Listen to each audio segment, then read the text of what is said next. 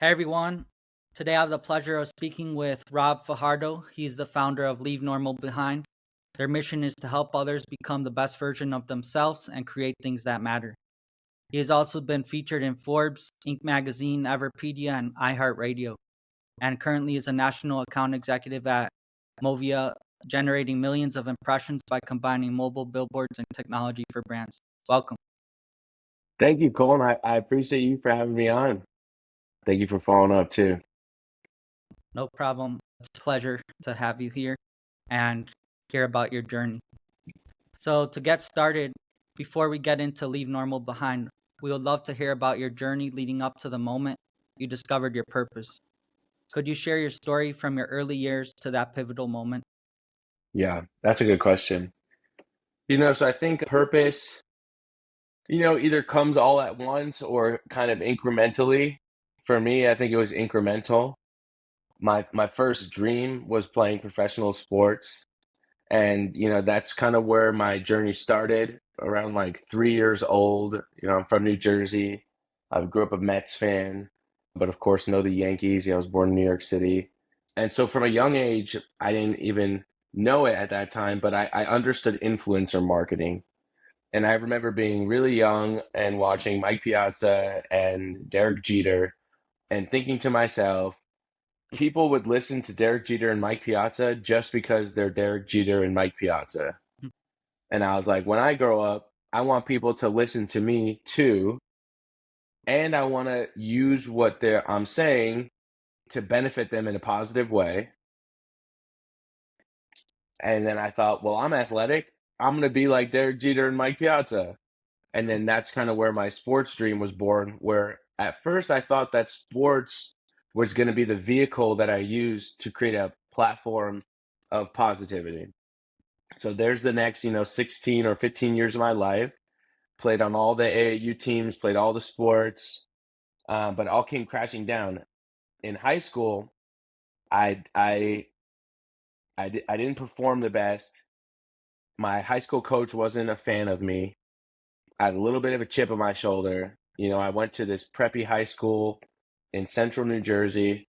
I was from northern New Jersey, didn't necessarily fit in.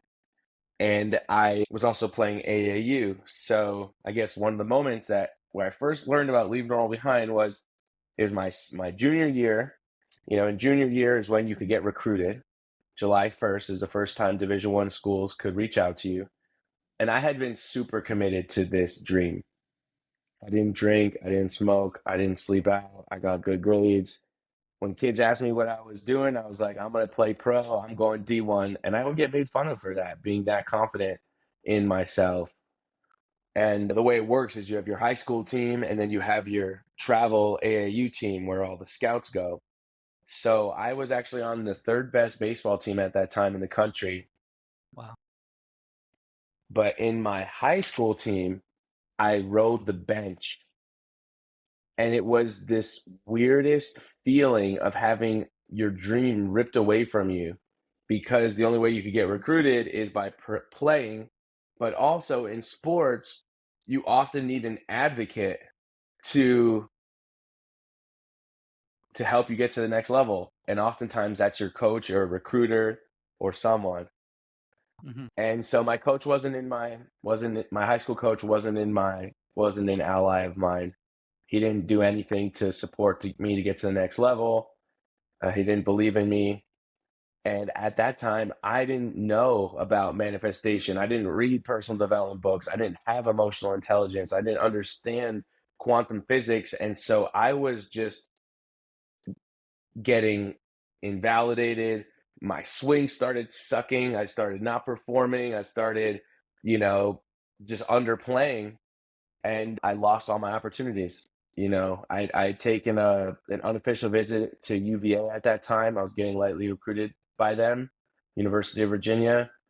They were like the number two college in the country. I was an outfielder. And I remember we were at a tournament there and I didn't perform. I'd only got 12 at bats in my high school season. And I remember That, the coach, who came up to me and I was on the A team of this AAU team. And he's like, Rob, we're facing the best pitching in the country. Bryce Harper, for example, is like a year older than me, right? So Oh Bryce wow. Harper is going to like Perfect Game in Georgia. I'm at Perfect Game in Georgia. A lot of the kids I played against at that time are now major league players. And baseball, as you know, is a sport that you need a lot of consistency on. So long story short, I wasn't getting the reps in high school, totally botched my summer season, and not to place blame on the coach or anything, placing blame on myself. I wasn't equipped on how to get through that adversity. I didn't understand meditation. If what I knew now, I knew then, maybe I could have hit a home run with only 12 at bats, stuck it to them and still performed in the face of adversity. But the truth is, I got totally messed up by it. I lost my confidence. I got extremely sad, depressed. I didn't believe in myself, and it reflected in my play. I lost all my opportunities. My world came crashing down. I did end up getting recruited, luckily, to Amherst College, which is a D3 school, but one of the best academic schools in the world. And I was recruited for football and baseball, played there for 2 years until I found Leave Normal behind my sophomore year of college. But prior to finding Leave Normal behind my sophomore year of college, when I'm 19, my 17-year-old inception moment on leaving normal behind without the words was the moment when I lost everything and I realized, whoa, in life, you could do everything right. You could do all the reps. You could show up early, leave late.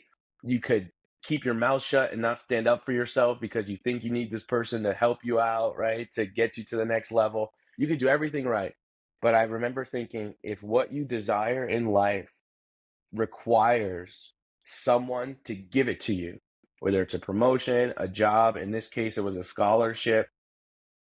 If what you desire requires someone else, then you have to recognize that you might do your end, but it doesn't mean that you're going to receive it. And that was my first thought where I remember thinking, in life, I'm never going to work so hard for something that I don't have full control of the outcome. If I lose, it's on me. If I win, it's on me. And then that's when I first started diving into entrepreneurship. I started learning about internet marketing. That's when I first typed in how to make money online, right? That was my first opening thought. But then it wasn't until 19 years old where Leave Normal Behind manifested itself in a new vehicle that I could channel that in. That sounds like a very eventful experience. I kind of had a similar experience myself.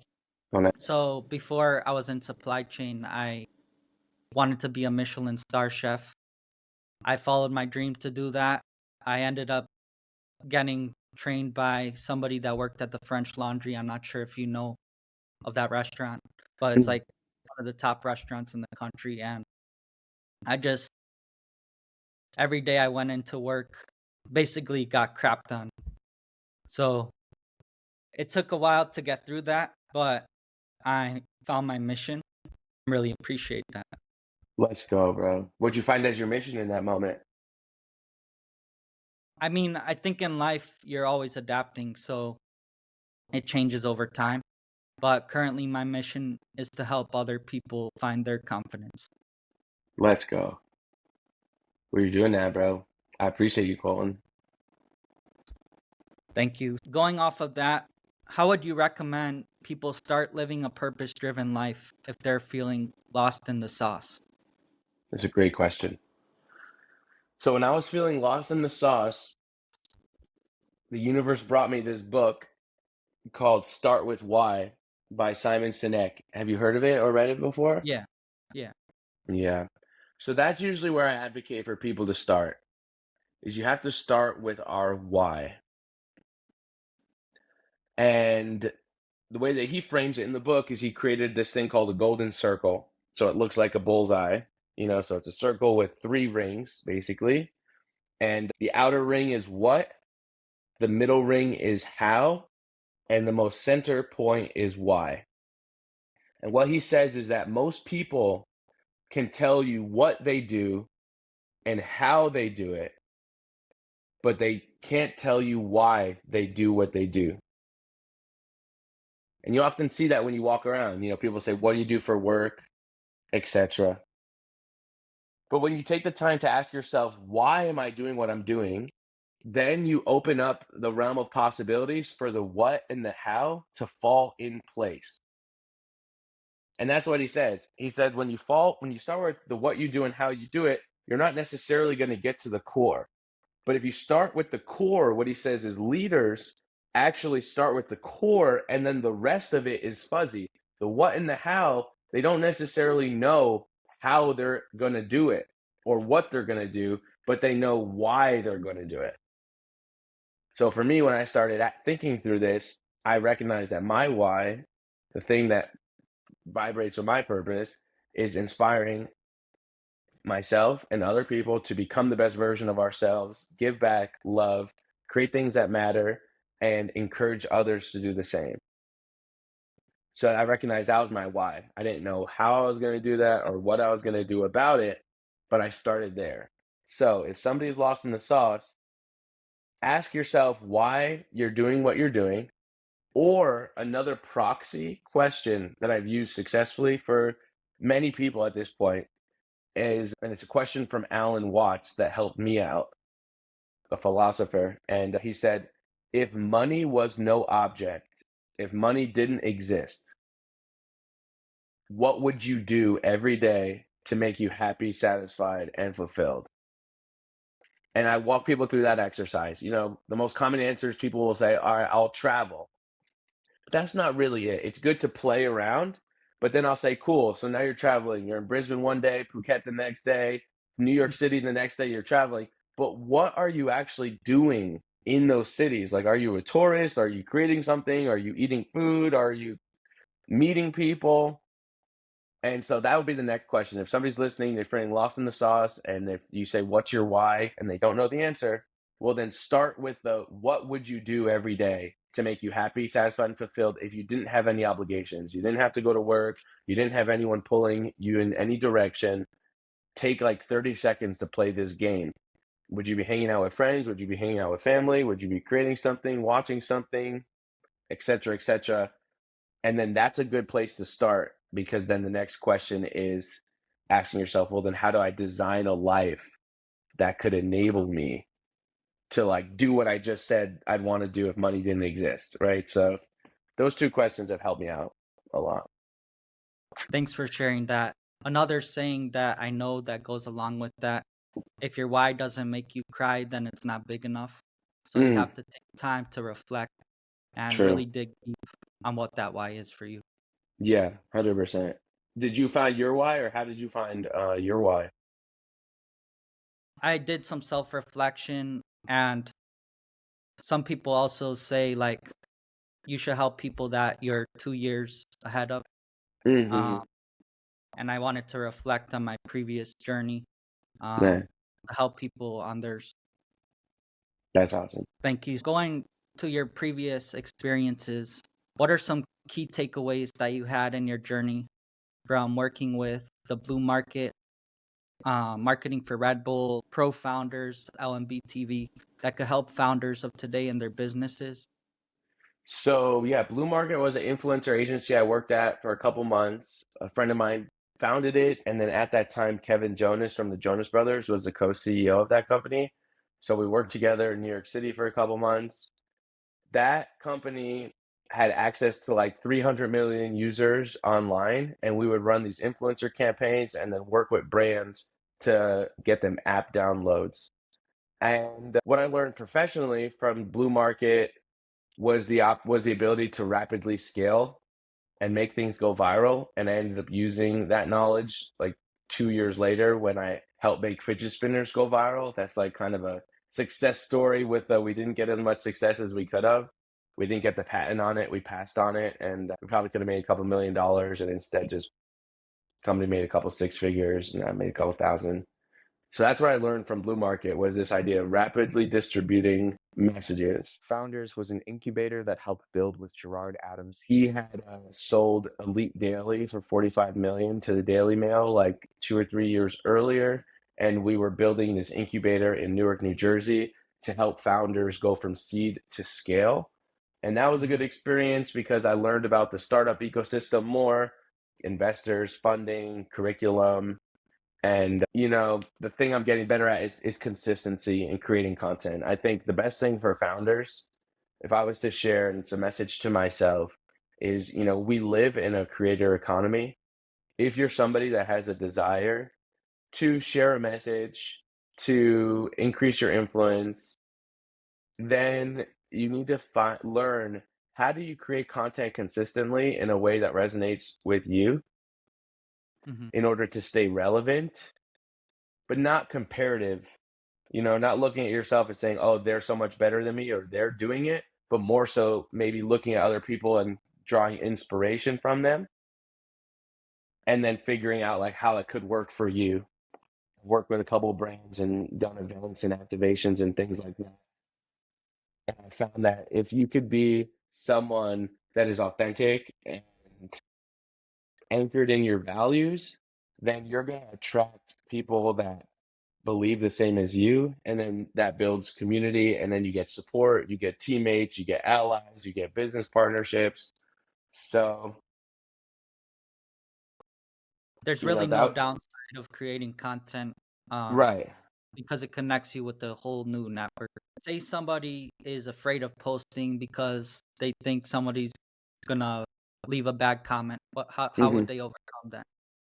One, the best thing is to realize that the people that are leaving negative comments are not the people you should care about, anyways. That's the first thing.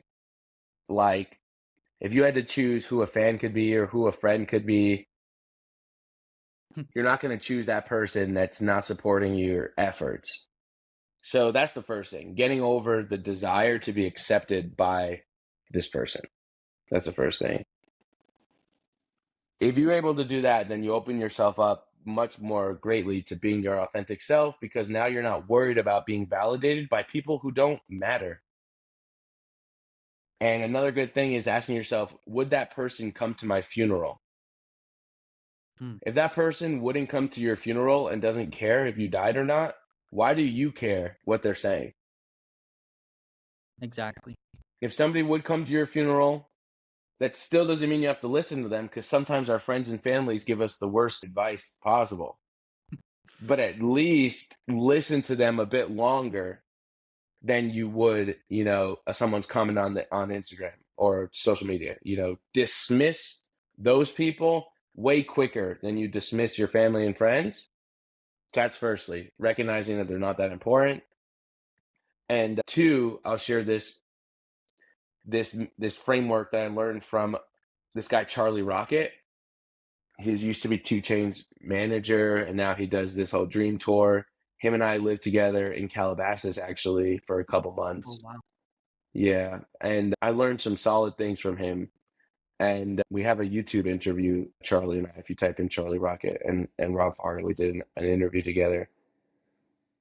He talks about creating your superhero self, and I thought that was a really great framework. And the way he did it is he had two, superheroes. He had CEO Charlie, and that's who he was when he was in the hip hop business. And then he had Charlie Rocket when he turned into an athlete. And he told me, he's like, Rob, when I was CEO Charlie, I was still nervous. I was still scared, but I put on my business suit. I said, I'm CEO Charlie. And CEO Charlie does the X, Y, and Z. CEO Charlie doesn't quit. CEO Charlie doesn't, take shit from other people, doesn't care what the haters think. Charlie Jabbly, like who he really his name is, he's like, yeah, I'm nervous, I'm scared, like just like everybody else, but my superhero character is not.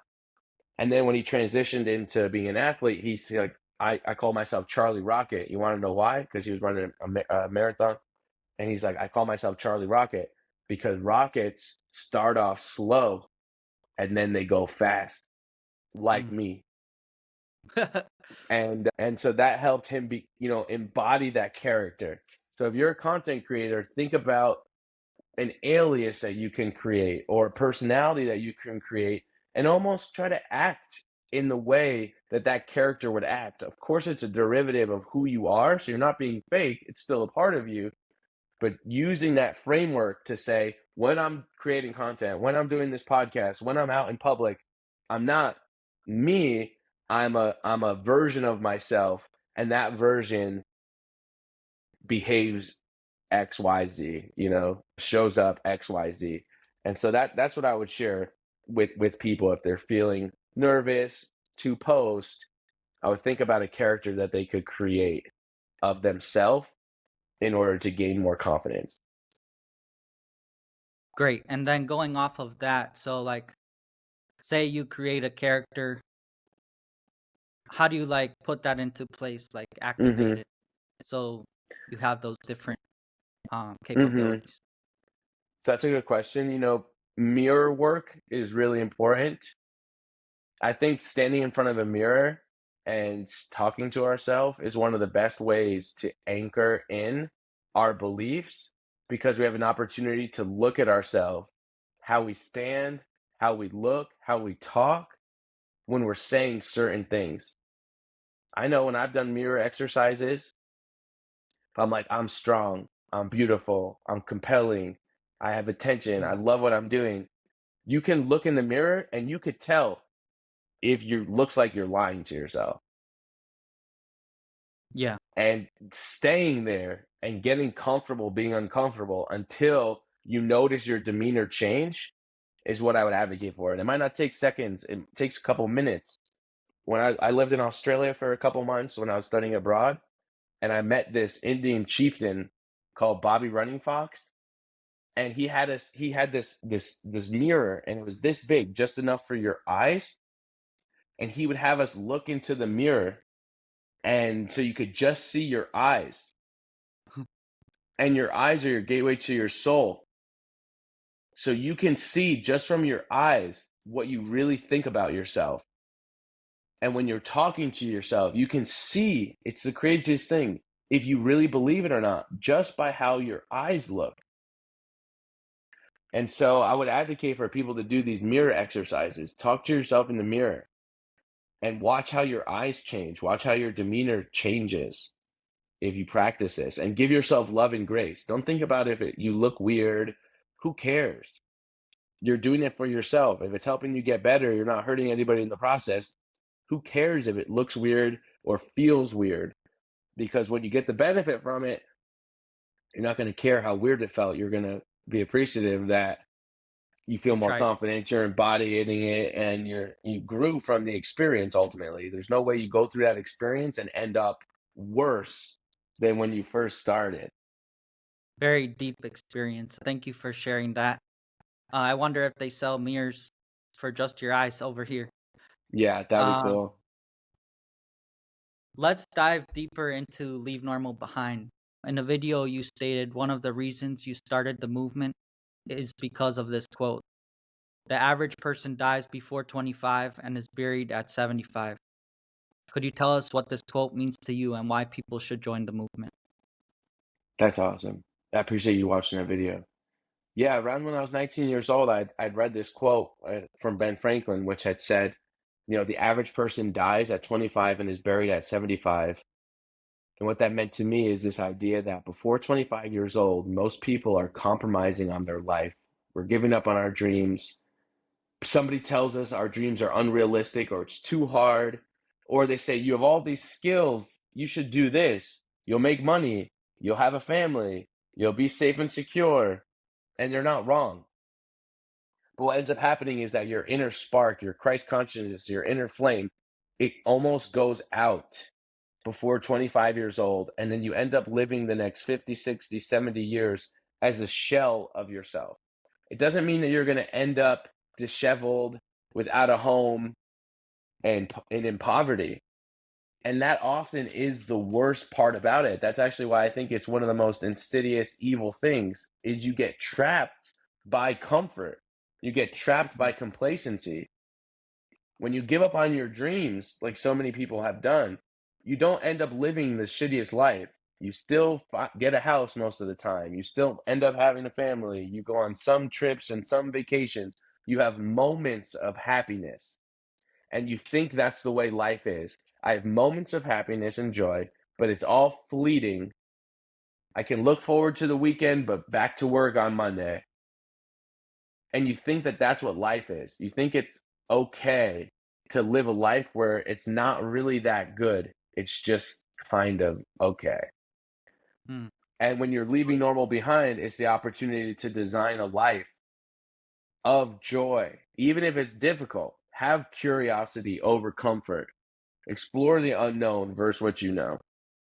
And so I think people should join the movement is that if you're somebody that wants more, if you're somebody that doesn't feel normal, if you're someone that has dreams, has a vision, or it's something inside of you that feels like you're supposed to do something or meant to do something, joining this movement or this community is going to put you around other people that think the same way.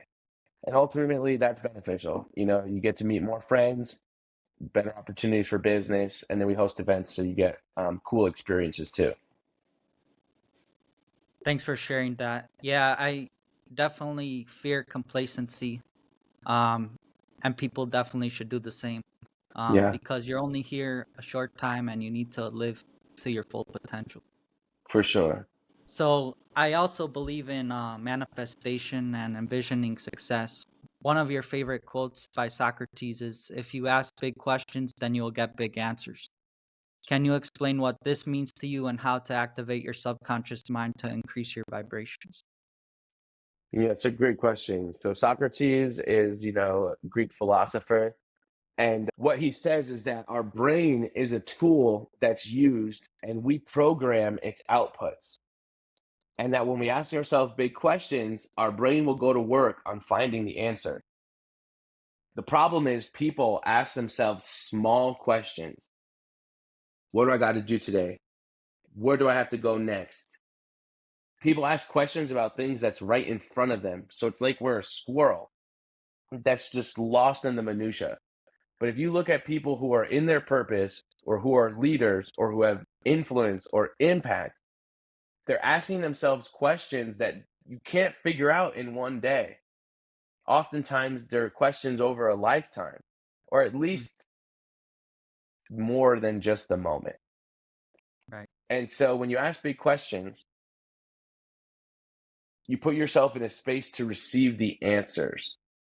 But unless you ask yourself the question first, our brain doesn't operate to provide an answer un- unless it matches the frequency of the magnitude of what it was inputted in. So, for example, if I'm like, how do I help one person? You'll have an answer. If I ask, how do we help 10 people? You'll think of a different answer. If I was like, hey, Colin, right now, how can we help 100 people? We'd come up with an answer. If I was like, hey, Colin, how can you and me help 1,000 people right now? We think and we come up with an answer. Our strategy would be slightly different. If I was like, hey, Colin, how can we help 10,000 people right now? Our answer, we would think, and the answer would be different. Now we'd say, maybe we need funders, maybe we need partners. 10,000 people is a lot of people. We need a venue. A 10-person venue is a total different than if we got 10,000 people together, right? What type of, do we need a foundation? What type of legal stuff? You start to have all these other questions off of the magnitude of what you asked. And the coolest thing about it is that it took me no more effort to ask a bigger question. I used the same amount of effort asking you, hey, Colin, how can we help one person? As I asked, hey, how can we help 10,000 people? It Right. didn't take any more effort in my body to do that. But the answer my brain is going to give, the world is going to give, the universe is going to show you is totally different just because you primed yourself with a different question. So it could be a bigger question or a more specific question, a more detailed question. But that's really why that Socrates quote is one of my favorite because it shows the importance of question asking, especially to ourselves. And if you just somebody leaves this podcast, if they just started asking themselves a bit bigger questions, I think they'll be happy to see how their life changes. For sure. So with those bigger questions, they could still have some fear in there to Of course. achieve that result. How should they overcome that fear to answer Mm, those bigger questions? great question. So fear is the opposite of love. So the truth is, the best way to get over fear is to employ gratitude, appreciation, and love. Find something about that to be grateful for. Find gratitude in the opportunity to have this moment to grow. Find appreciation in the opportunity that to do something that you haven't done before. Find self-love and appreciation to give yourself grace to say, wow, I appreciate myself for doing something that makes me scared. And then ultimately, you need to have courage. And courage is not operating without fear. Courage is moving forward in the face of fear. Mm. So I pray every night, before I go to bed, I'm like, help me embrace fear, have courage, and then have unwavering faith, right? That's got to be the other thing. If you believe that what you're doing is for this bigger purpose, then you also have to have faith that it's all going to work out. That on the other side of this fear, it's going It's to be gonna be good. Yeah, exactly. And then if you can have appreciation about that and give yourself love about that, that's the best way I've found myself able to get over, my fears. Thank you for that. So, Rob, you are inspiring. Your mission with Leave Normal Behind and everything you've done in the past. You have also met a lot of influential people such as Jack Welch, Lewis Howes, and more. What is a common thread you see among all these successful people? That's a great question. The common thread I see from successful people that I end up meeting is a something around intrinsic motivation and the desire to be more than where you are currently and the courage to make it happen. So that is the common denominator that I find with anyone who's leaving normal behind. You need to have this intrinsic motivation to grow. You need to be comfortable being uncomfortable. And people like Lewis House or Jack Welch and others, they're not stagnant. So I also recognize that there's a certain humbleness as well that comes from the recognition of knowing you put the work in and that there's still more work to do. Mm. So always be moving forward, no matter what, and no Hmm. matter how much you have already accomplished. Yeah, yeah. There's always, people who are leaving normal behind are lifelong learners, and continuous learning is one of the tenements or principles of leaving normal behind. The second you stop learning, you kind of start dying, you start slowing down. And I think the best people on the planet, as it pertains to growth or people who are achieving things, they recognize that as much as they know, there's still much that they don't know, and they find a joy in that newness, in the beginner process. You start to crave those moments of uncomfortability because you've achieved a lot. So when you get an opportunity to try something new and it makes you feel that weird feeling of insecurity or something like that, you start to seek out those opportunities more than trying to avoid them or run from them. For sure. Yeah, there's something called Kaizen in Japanese, Mm, which means continuously learning. mm, And I am a lifelong learner as well. You have to nice. step out of your comfort zone. So, with that, did you take any habits away that helped you get where you are today? I think one of the habits that I employed that helps me get to where I'm at today is being solution oriented. I think that was a big one for me, being solution oriented. Changing that demeanor in my life was a big impact. And that looks like instead of focusing on the problems, focus on the solution. And people that are close to me, my friends or people I work with, they know that I'm pretty much down to hear anything. But what I'm not down to hear is for you to tell me a problem without a solution. Yeah, And so I'm open to anyone really saying anything. Give me, if the website's not good, if you think something can improve, instead of saying like this sucks and that's it, I'm expecting people to say, hey, this sucks and here's how I can make it better.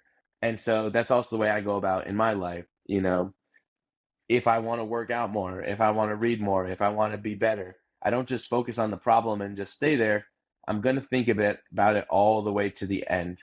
And maybe working out, for example, just using an easy example, it's not me jumping into like, I'm gonna work out every day and start doing this meal plan and this workout plan. It might just be like, cool, I'm not going to the gym today because I'm tired, but let me like take a walk outside. Like, what's the solution, right? If here's the problem, then what's the solution? So I think being solution oriented is one of the best habits I've built, so much so that now it's just become a part of me. And I think other people who are achieving, you need to be solution oriented. And if you look at people that are role models, they also tend to be solution oriented. They're not getting lost in the problem and then having a victim mindset. You know, they're acknowledging what the problem is, but they're making sure that they're thinking through it all the way to make it better. Definitely. Are there any tips where people can reframe their mindset to be solution oriented from being Hmm. problem? Yeah, for sure. The question that I ask myself and others is, what does winning look like? That's the best question to find out how to be solution oriented, in my opinion. What does winning look like? And I ask this question whether it's the beginning of a meeting, whether we're going out with my friends and we're going out to a bar or anywhere. I'll say, what does winning look like? And it might just be hanging out with each other and talking and just enjoying it. If I'm going to a conference, what does winning look like? It might be meeting someone to talk about XYZ. You know, earlier in this podcast, before we start recording, I was like, at the end of this podcast, you know, what does winning look like? What does the best case scenario look like for you? I, I do that throughout my life for the small things and the big things. And so if you want to be solution oriented, when you're in the problem, ask yourself, what does winning look like? It might just be like, I don't want to feel like shit. Okay, then do something that doesn't make you feel so shitty right now. Or it Right. might be like, winning looks like repairing my relationship with that person and us enjoying our time together. Okay, if that's what winning looks like, then what is the solution to help me get there? You know, and you'll find that I really do use the Socratic method a lot. Socrates, you mentioned him earlier. Priming our brains with the right question is one of the best things you can do to get the right answers, right? So if I'm asking myself a big question or an important question, like what does winning look like, then it's going to lead me in the direction of finding a solution. For sure. And then breaking it down step by step on how to achieve that. Hmm. Exactly. You know, and then upon that breakdown process of step by step, you end up asking yourself more questions, right? It's like, you know, well, this is what I could do in a month. This is what I could do in a week. This is what I can do in a day. This is what I could do in an hour. This is what I could do in 10 minutes. This is what I could do in 10 seconds. You know, as it pertains again to being solution oriented, you know, time is a variable, you know, so depending on the specific circumstance, the solution that you deploy is obviously not always going to be the same, right? Definitely. So, well, within supply chain, and I guess you could apply it to life, there's something called the five whys. So it's always going that one step deeper Mm, than you can really go. that's a good point. That's a good point. How does that show up for you in the supply side or supply chain? So if there's a process that's broken, you need to do a root cause analysis to get to the key point that you need to fix instead Mm, of not going that deep. yeah, I feel you on that. Did you learn that naturally, or was that something that somebody had to teach you, or were you always kind of doing that? So yeah, I got a Lean Six Sigma green belt, and that was one of the methods they used in that. Nice. That's solid. Thank you. So looking ahead, what are your future goals and aspirations, and how do they align with your mission to leave normal behind? You know, so our biggest goal, hope, intention for Leave Normal Behind is that Leave Normal Behind becomes the modern day Renaissance movement of our time and can elevate humanity for 200 years or more. We want to play our role in elevating human consciousness, shifting us towards more love, more harmony, Mhm. reducing suffering and reducing destruction. We don't think that we can live in a utopia, where everything's rainbows and love and all that. That idea of yin and yang, right? There is dark and light and dark. There is a certain necessity of polar opposites. However, we think we can strive towards a protopia. So maybe not a utopia, but a protopia. More love, more harmony, less destruction, less violence. If we could get to like a 70-30 feeling, right? It's all feelings. We're talking about macro scale economic situations right now. But if it could feel like, there's 70% love and 30% dark, or 60% love and light and 40% dark, that would be a major win. I think right now it kind of feels like there's a lot of turmoil in the world. There's a lot of greed in the world. Of course, there's so much beauty, right? There's so much beauty. There's so much love. But something about the way the world is right now feels like we could be doing a lot better. I think there could be a lot less suffering. I think there could be a lot less violence. I think there could be a lot less greed. I think there could be a lot less taking advantage of one another. And yeah, I don't necessarily know what that looks like, but that's the ultimate goal. Is that in my lifetime, if I get another 70, 80, 90 years on Earth, I'd love to play my part, and Leave Normal Behind would love to play his part in assembling people, firstly, who are leaving normal behind, creating great experiences for them, and then ultimately that's going to create the ripple effect outward, right? People invite their friends, then they join the community, and then hopefully we can create a big impact. You mentioned that Ben Franklin quote earlier, the average person dies before 25 and is buried at 75. We think that that's one of the main problems with the world, is that there's millions and millions of people who have lost that inner flame, and we don't need to find all the solutions. When I was 19, I'm 29 now, I realized I actually don't need to know the solutions to things. You want to know why? Because people know the solutions to their own problems. When people become the best version of themselves, we start to look with new eyes on our current reality. And that's just how we're built. We figure it out. And so for us, we want to create the best platform we can to put people in the best position to love themselves, have community, be connected to the right curriculum, people, and material to ultimately empower them individually. Leave Normal Behind is a very individual movement. When you leave normal behind, you're not becoming like somebody else. You're becoming more of yourself. And that's the main point. And when you have a bunch of people who are committed to becoming the best version of themselves, then you still do get that community collectivism of like, we're sharing this experience. But different to like a Tony Robbins or Grant Cardone, for example, or even like a Gary Vaynerchuk in Vayner Nation, which I like all three of those guys. When we think of a movement, a movement needs to transcend anyone that's a leader of it, right? So 10X, nobody in 10X is going to 10X more than Grant Cardone. Nobody in Vayner Nation is going to be higher than Gary Vee, and nobody in Tony Robbins' network, Greatness Within, is going to be bigger than Tony Robbins. However, when it comes to leaving normal behind, when people are leaving normal behind, they're not becoming more like Rob Fajardo. I'm not the pinnacle that they're striving to be.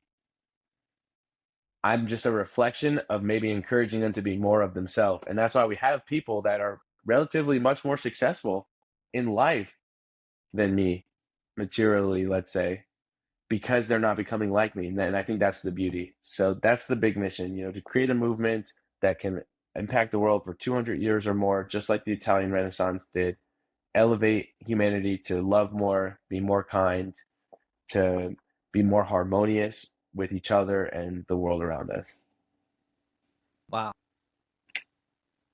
Very inspiring and deep, and I believe you already are achieving that mission, and you will Thank you, continue man. to do so. And anything I can do to help you as well get there, let Thank me you, know. Colin, and vice versa. I mean, this podcast is a start, man, getting this message out there more, and just really appreciate you for giving me the honor of asking me to be on with you. It's my pleasure. And now we'll move on to the last segment of the show. Cool. We'll unleash your imagination. This is called the Idea Factory. My audience is primarily founders, Some have an itch for entrepreneurship but don't know what idea to pursue. Do you have any actionable business ideas that aspiring founders can explore and potentially build upon? Yeah, I like traditional businesses for entrepreneurs. Recently opened up a home care, lawn care, and a junk removal business in Twin Falls, Idaho, where I'm living right now. And I opened this up because I recognized during the pandemic that essential businesses are really important and they're solid streams of revenue. And if you're an entrepreneur, there's a ton of traditional business opportunities, buying a laundromat, starting a lawn care business, pressure washing, that can add a new stream of revenue into your ecosystem that can really help support your entrepreneurial endeavors. I actually helped my friend over the last year start a pressure washing business in Twin Falls just from what he saw off TikTok, him and his two brothers. And Wow, I helped them close 4 FedExes in Idaho. Now that's we're great. making over $100,000 a year in the pressure washing business off a TikTok idea. Just because he set it up, he got the equipment, we reached out, we got one FedEx that reached out, we did a good job, then we closed 3, 4 more. Now we're doing Idaho Power, which is like the main power company out here, and we're looking to expand. For me, that's helpful because I catch a commission check, a couple $100 here, a couple $100 here, right? Anytime they spend money with us. Um, Last week I did a junk removal client. It took us 3 hours, but we got paid $700. And I have a desire, to build like $1 million traditional business, like home care and junk removal for me. So if you're a founder, think if there's a traditional business opportunity that might not be consulting, it might not be digital, it might not require technology. It could just be one of those businesses that will make you money, but you have to work hard. Like you have to go shake people's hands, you have to go knock door to door, you got to be out in the world. And the beginning of that is a little bit difficult, but it's one of those things that once you get it going, it'd be a consistent stream of revenue for you. So traditional businesses is what I would put out there to founders who are interested in finding something to do. Build a traditional business. It doesn't have to be your purpose. You can be passionate about it and become purposeful in building it so that it can play a role in helping elevate your dreams in the future. They say the average millionaire has 7 streams of income, right? So see if there's a little business that you can do that'll make you 50K a year, 80K a year. It's not going to make you rich, but it might supplement your job. It might allow you to work part-time instead of full-time at a job. It could give you the investment dollars you need to make that play that, sets you up for something bigger. So traditional businesses, I would tell people not to sleep on them. Great. Yeah. I see a lot of content from Cody Sanchez. Yeah, yeah, yeah. That's She was actually on something LNB to TV a couple years ago. Oh, wow. Yeah, yeah, I interviewed That's her. cool. Yeah, in 2017, I interviewed her. And that was before, yeah, now she's doing all that, buying small businesses. And then, yeah. And I think she has a laundromat that she says does like $1 million a year for her. So, It's a great opportunity. Opportunities are everywhere. You just have to yeah, open your right. And do the work. A lot of people will see the opportunity. People know they could go door to door, but we don't. It goes back to that fear component. fear of rejection. Yeah, but that's also where you see the opportunity, right? As an entrepreneur, you're like, all right, well, if I can get over my own fear of rejection, that's probably going to put me ahead of all the other people that are scared that are not knocking on the door. So I'm already a step ahead. Definitely. So I really appreciate you coming on the podcast. I think we had some valuable insights for sure. Do you have any last minute thoughts? My last minute thought is an encouragement to folks that are listening to this to leave normal behind. Figure out what that means for you, and then make it into easily bite-sized, digestible pieces. You don't gotta do your whole plan at once. think about, start with the end in mind. This is a Seven Habits of Highly Effective People.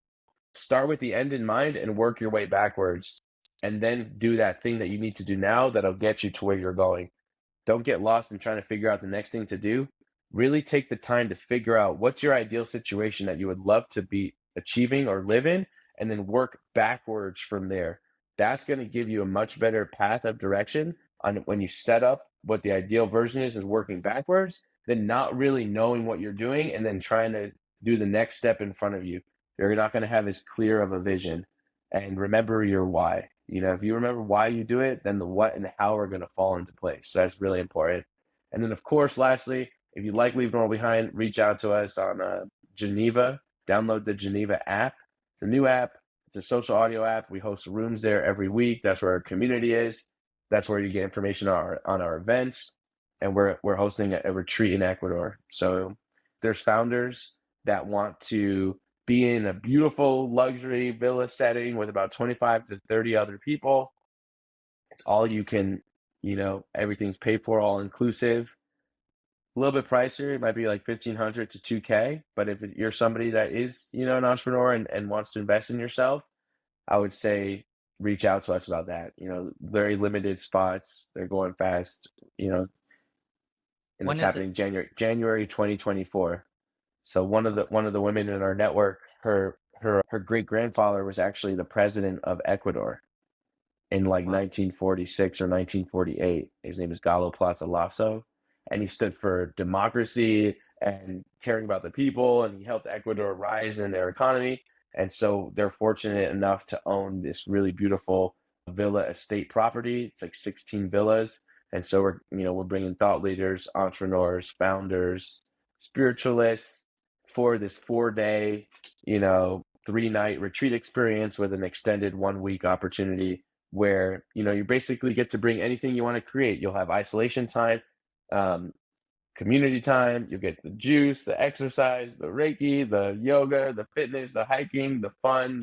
Throw a cool party down there too. So we're always looking for more people to join the community. So if anything I said resonated in this podcast and you resonate with Colton, follow up with me and join Geneva. Get into the Leave Normal Behind network. Sounds like a great time. Thanks again for joining Change with Colton, episode 4. Remember to be grateful and stay blessed. Thank you, brother. Appreciate it again.